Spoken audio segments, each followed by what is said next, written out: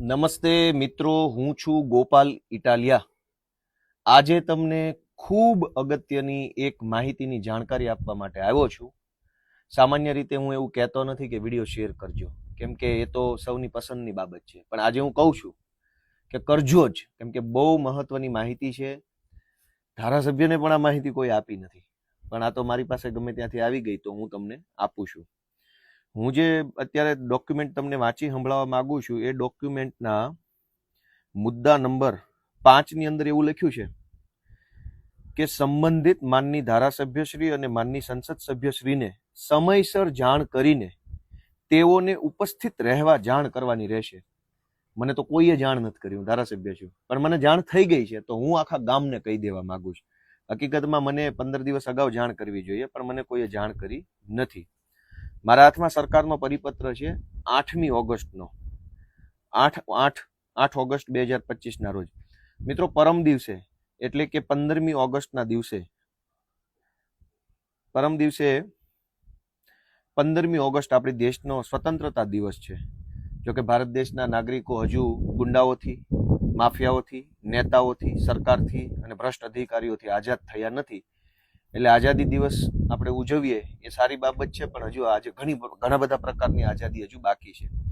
સરકારે એવું નક્કી કર્યું છે કે 15મી ઓગસ્ટના દિવસે ગુજરાતના તમામ ગામડાઓમાં ગ્રામ સભા યોજવામાં આવશે. ગ્રામ સભા એ અત્યંત મહત્વનું પ્લેટફોર્મ છે, અત્યંત મહત્વની બાબત છે. દરેક ગામના યુવાનોએ આમાં રસ લેવો જ જોઈએ. કોઈનાથી ડર્યા વગર, શરમાયા વગર, પોતાની જ્ઞાતિના સરપંચ હોય કે પોતાની જ્ઞાતિની પેનલ હોય તો પણ ડર્યા શરમાયા વગર જો ગ્રામ સભામાં રસ લેશો તો તમે તમારા ગામનું ઘણું સારું કરી શકશો. 15મી ઓગસ્ટના રોજ ગુજરાતના તમામ ગામડામાં ગ્રામ સભાનું આયોજન કરવાનું સરકારે નક્કી કર્યું છે. તમારા ગામની ગ્રામ સભા કેટલા વાગ્યે રાખવાની છે એ તમારે સરપંચ અથવા તલાટી મંત્રીને પૂછવું પડે, કેમ કે આ તો બધું ગુપ્ત બંધ બારણે ઓન પેપર ઓફિશિયલી બધું લખાઈ જાય. ગ્રામ સભા થઈ ગઈ, ગામમાંથી ખૂબ સારો પ્રતિસાદ મળ્યો, એવા કાગળિયા લખાઈ જાય, સરકારમાં વયા જાય, સરકાર ખુશ, ગામના તલાટી ખુશ. તો તમારા આખા ગુજરાતના તમામ ગામમાં 15મી ઓગસ્ટના દિવસે ગ્રામ સભાનું આયોજન કરવાનું છે. એનો ટાઈમ તમારે તમારા ગામના આગેવાન પાસેથી ફરજિયાત જાણી લેવો જોઈએ. નંબર 1, ગ્રામ સભામાં કોણ જઈ શકે? ગામની મતદાર યાદીમાં જેનું નામ હોય, સ્ત્રીનું, પુરુષનું, આ જ્ઞાતિનું, ઓલી જ્ઞાતિનું, ગામની મતદાર યાદીમાં જેનું નામ હોય એ દરેક વ્યક્તિ ગ્રામ સભામાં જવા એને અધિકાર મળેલો છે, એને સત્તા મળેલી છે. ગ્રામ સભાની અંદર કોઈ પણ પ્રશ્ન લેખિતમાં કે મૌખિકમાં પૂછી શકાય છે. ગામની મતદાર યાદીમાં જે વ્યક્તિનું નામ હોય એ વ્યક્તિ લેખિતમાં કે મૌખિકમાં તલાટી કે સરપંચ કે સચિવ જે આવ્યા હોય એને પ્રશ્ન પૂછી શકે છે. મોટા ભાગે લેખિત પ્રશ્ન પૂછવાનો આગ્રહ રાખવો જોઈએ. ગ્રામ સભા એટલે શું? તો કે એક છે લોકસભા, એક છે વિધાનસભા અને એક છે ગ્રામ સભા. દેશની સરકાર એટલે લોકસભા, જેમાં દેશને લગતા ચર્ચા નિર્ણયો થાય. રાજ્યની સરકાર એટલે વિધાનસભા, જેમાં રાજ્યને લગતા નિર્ણયો થાય. તો ગામની સરકાર કઈ? ગામની સરકાર એટલે ગ્રામ સભા. જેમ વિધાનસભામાં ધારાસભ્ય હોય એમ ગ્રામ સભામાં ગામનો સભ્ય હોય, લોકસભામાં સાંસદ સભ્ય હોય. તો લોકસભામાં સાંસદ સભ્યને જે સત્તા મળી છે એ જ સત્તા ગામના સભ્યને ગામ સભામાં મળેલી છે. વિધાનસભામાં ધારાસભ્યને જે સત્તા મળેલી છે એ જ સત્તા ગ્રામના સભ્યને ગામ સભામાં મળેલી છે. ગામ સભામાં તમે શું શું રજૂઆત કરી શકો? ગામના કોઈ પણ પ્રકારના રોડ રસ્તાઓ, નાળાઓ, પુલિયાઓ, ગામનું સ્મશાન, ગામની આંગણવાડી, ગામનો પાણીનો સંપ, પાણીની ટાંકી,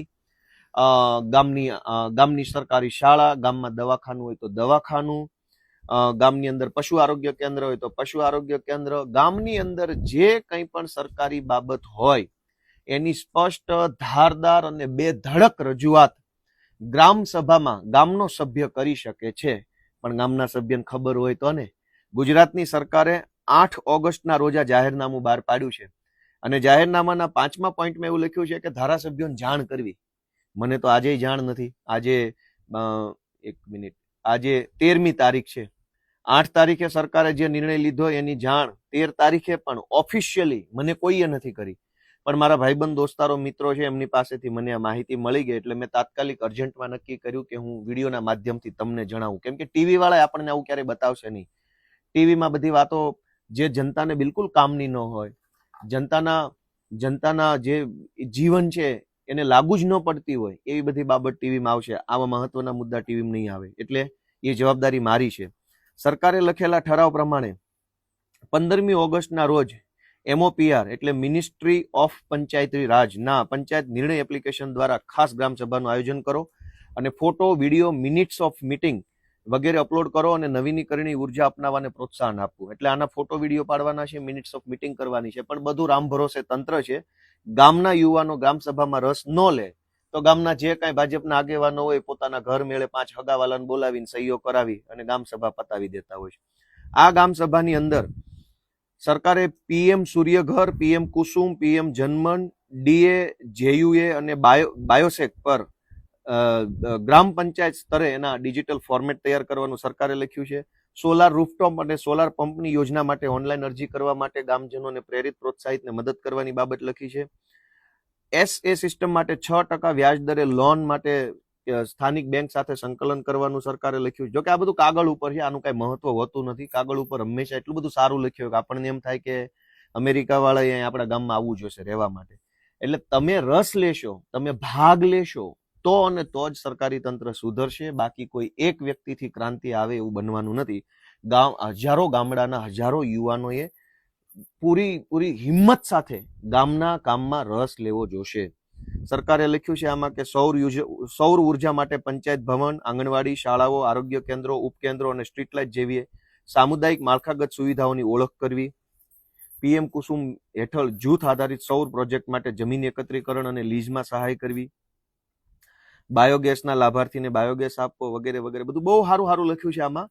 આ ગ્રામ સભામાં ગ્રામ્ય કક્ષાના તમામ કર્મચારીઓ ઉપસ્થિત રહેવાનું છે, જેમ કે ગ્રામ પંચાયત મંત્રી, ગ્રામ સેવક, આરોગ્ય કર્મચારી, આંગણવાડી કાર્યકર, શિક્ષકો, જિલ્લા તાલુકાના તમામ વિભાગના વર્ગ 1 અને વર્ગ 2 ના અધિકારીઓ વગેરે લોકો આ મિટિંગમાં હાજર રહેશે અને ગામના લોકોને સાંભળશે અને ગામની અને પ્રોગ્રામ નક્કી કરશે.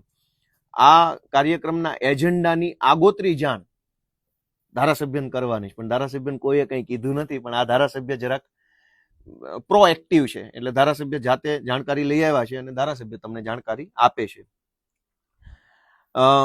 ગ્રામ સભાના કાર્યક્રમ દરમિયાન રાજ્ય કક્ષાએથી, જિલ્લા કક્ષાએથી અને તાલુકા કક્ષાએથી ગ્રામ સભામાં ભાગ લીધેલ મહિલા, પુરુષો અને ગ્રામ સભામાં થયેલ વિશિષ્ટ કામગીરી, સાફલ્ય ગાથા અંગેની વિગતો આવરી લેતી પ્રેસ નોટ પ્રસિદ્ધ કરવાની રહેશે. હવે સાફલ્ય ગાથા શું છે? ગામમાં પેવર બ્લોકમાં ભ્રષ્ટાચાર થાય, ગટરના કામમાં ભ્રષ્ટાચાર થાય, મેટલ કામના, રોડના કામમાં ભ્રષ્ટાચાર થાય, પાણી ટાંકામાં ભ્રષ્ટાચાર થાય, અને સાફલ્ય ગાથા શું લખવાની?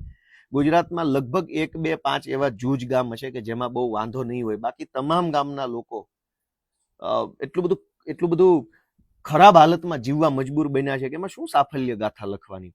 પણ દોસ્તો, આમાં 9મા નંબરના મુદ્દામાં એવું લખ્યું છે કે ગ્રામ્ય કક્ષાએ ખાસ કરીને યુવાનોમાં ટ્રાફિકને લગતી સંવેદના ઊભી કરવા માટે ગ્રામ સભામાં એજન્ડા તરીકે માર્ગ સલામતી અને ટ્રાફિક જાગૃતિ થકી ગ્રામ સુરક્ષાનું પ્લેટફોર્મ પૂરું પાડવું. એટલે સરકાર એવું કહે છે કે ગ્રામ સભામાં યુવાનોને બોલાવજો ને એને ટ્રાફિકની જાગૃતિ આપજો. કાકા ગામમાં રોડ જ નથી, ટ્રાફિકની જાગૃતિ પછી લાવો, પેલા રોડ જાગૃતિ લાવો. ગુજરાતના તમામ ગામના રોડ તૂટેલા, ફૂટેલા, ખાડાવાળા, ભંગાર, બેકાર હાલતમાં છે.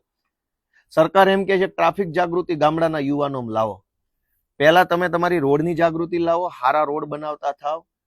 માણસ હાલી ન શકે, વાહન તો નહીં, માણસ પોતે નો હાલી શકે એવા ભંગાર રોડ છે, ટ્રાફિક જાગૃતિની ક્યાં કરો છો? એટલે આ ગ્રામસભા 15મી ઓગસ્ટ 2025ના રોજ આયોજન કરવાનું ગુજરાતની સરકારે નક્કી કર્યું છે. મિત્રો, ગુજરાતના તમામ ગામમાં ગ્રામસભા થવાની છે. તમે રસ લેશો તો પ્રોપર રીતે થશે. તમે રસ નહીં લો તો પંચાયતની અંદર બંધ બાયણે 7 લોકો ગ્રામસભા કરી કાગળ ઉપર ફૂલ ગુલાબી બધું ચિત્ર બતાવી કે અમારું ગામ તો અમેરિકા જેવું થઈ ગયું છે એવું બધું લખી સરકારમાં ઠરાવ મોકલી દેશે કે બધું થઈ ગયું, રેડી, ફોટાય પડી જશે, વિડીયો પડી જશે. તો ગુજરાતભરના તમામ યુવાનોને વિનંતી છે કે તમારા ગામની ગ્રામ સભાનો ટાઈમ આજે ને આજે સરપંચ, તલાટી અથવા ગામના આગેવાનોને પૂછી લો. અને જો કોઈ તમને ટાઈમ ન બતાવે તો 15મી ઓગસ્ટે સવારથી ગ્રામ પંચાયતની ઓફિસે હાજર રહેવાનું. જ્યારે તાળું ખોલે એટલે તરત અંદર બેસવાનું. વિડીયોગ્રાફી કરવા ઉપર કોઈ પ્રતિબંધ નથી. સરકારના ઠરાવમાં ક્યાંય લખ્યું નથી કે વિડીયોગ્રાફી પર પ્રતિબંધ છે. વિડીયોગ્રાફી તમે તમારા મોબાઈલથી શાંતિપૂર્વક રીતે કરી શકો છો, કોઈ મનાઈ નથી, કાયદામાં કોઈ પ્રતિબંધ નથી. કોઈ પણ રજૂઆત શાંતિપૂર્વક કરવી જોઈએ, ઉગ્રતાપૂર્વક રજૂઆત ન કરવી જોઈએ, ઝઘડો કરવાની ભાવનાથી જવું ન જોઈએ. ગામના કોઈ પણ કામ અંગે તમે ગ્રામ સભામાં સરપંચ, ગ્રામની સભા અને ગામના સચિવ એટલે કે તલાટી મંત્રીને તમે કોઈ પણ પ્રશ્ન લેખિત મૌખિક પૂછી શકો છો. ગામમાં બધા સમાજના યુવાનોએ પોતાનું એક ગ્રુપ બનાવીને ગામના વિકાસ માટે થઈ ગ્રામ સભામાં જવું જોઈએ. આ અત્યંત મહત્વની માહિતી છે દોસ્તો. જો તમે આખો વિડીયો સાંભળ્યો હોય તો મારી બે હાથ જોડીને વિનંતી છે, હજારો ગ્રુપમાં શેર કરો. અને ગુજરાતમાં વર્ષોથી કાગળ ઉપર બધી ગ્રામ સભાઓ ભરાય છે, એના બદલે આ વખતે 15મી ઓગસ્ટે આઝાદીનો મહત્વનો દિવસ છે. વાસ્તવિક રીતે જો સરકારી તંત્રની ગુલામીમાંથી મુક્ત થવું હોય તો બધાએ પોતપોતાના ગામની ગ્રામ સભામાં હાજરી આપવાનો આગ્રહ રાખો. પહેલી વાર જશો, આટલા વર્ષોથી તમે ગ્રામ સભામાં નહીં ગયા હો, અથવા તમને બોલાવ્યા નહીં હોય, અથવા તમને ખબર જ નહીં હોય ક્યારે ગ્રામ સભા આવીને ક્યારે ગ્રામ સભા જતી રહી. ગોપાલભાઈ ઇટાલિયાએ તમને જણાવ્યું એટલે તમને પહેલી વાર માહિતી મળી. અને પહેલી વાર ગ્રામ સભામાં જશો તો ઘણી વખત ગામના જે વર્ષોથી પેધી ગયેલા ભાજપના આગેવાનો હશે એના પેટમાં કેરોસીન રેડાશે, એને તકલીફ થશે, બાંધવાની કોશિશ કરશે, પોલીસના નામે ડરાવશે ને આવું બધું ધાક ધમકી કરશે.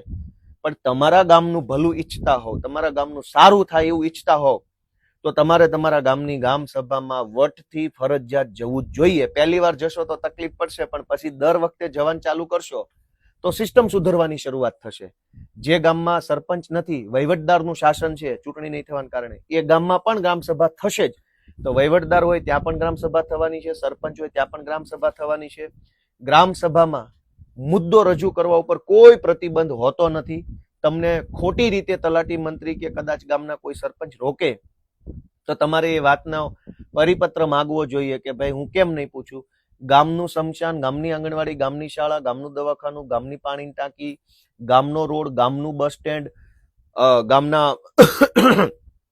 ગામના વીજળી વિભાગના કોઈ વ્યવસ્થા, કંઈ પણ પ્રશ્ન ઉપર, ગામની રસ્તા બાબતે બધું જ તમે ગ્રામ સભામાં લેખિતમાં પૂછી શકો છો, જવાબ માંગી શકો છો. મહિલાઓ પણ મોટી સંખ્યામાં ગ્રામ સભામાં જાય એવી મારી લાગણી છે. સૌને મારા જય કિસાન, જય જય ગરવી ગુજરાત.